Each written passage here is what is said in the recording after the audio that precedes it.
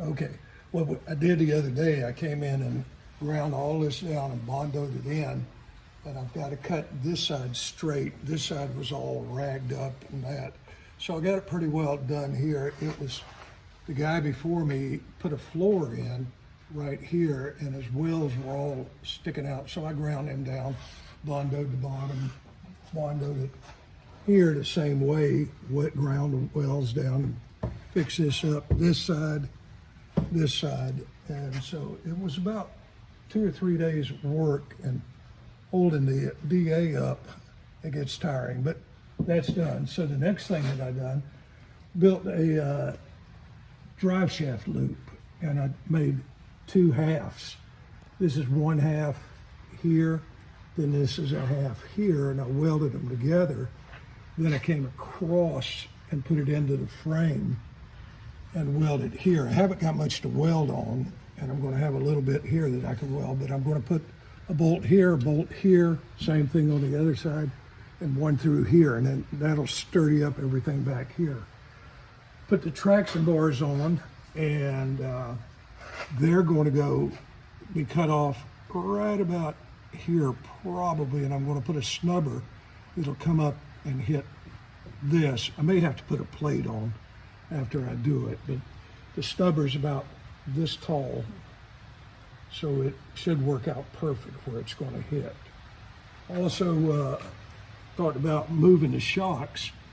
I put them through the frame here to mount the bolts that I built onto the plate here that holds the U-bolts. I built a deal to run the bolt through that. So I barely got clearance here, about a finger's width, and the same thing over here. Same thing up here, but it works perfect. These shocks from the factory came from here up to here, and it just wasn't practical to put them there, so I put them in here. So this is where I'm at, and what I'm doing now is putting the brake lines on it. I got the master cylinder mounted today, and that's the first one.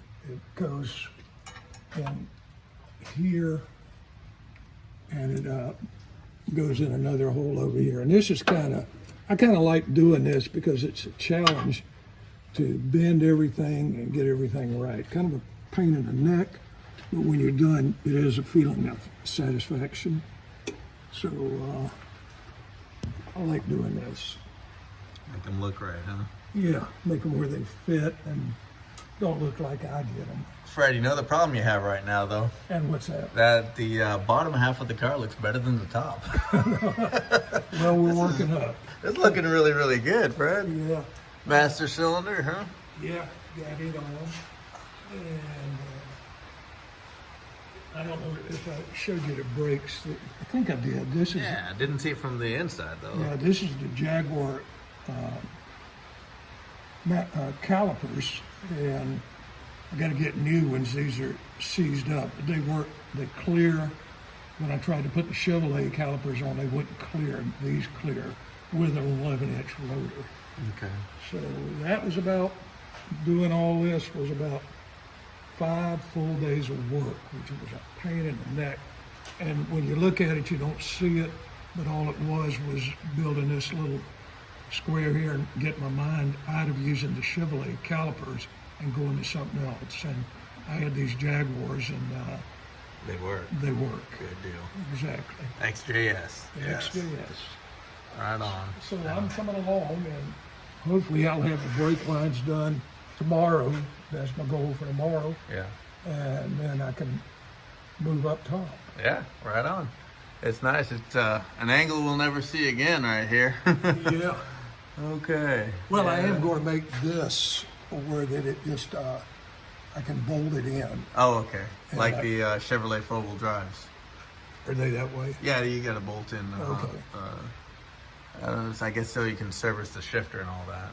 This way I can take it out again. And it go with it with welding. What a pain in the neck. So, Especially overhead, huh? yes. Yeah. Yes. Neat. It's coming along and it's really nice. Well, thank you.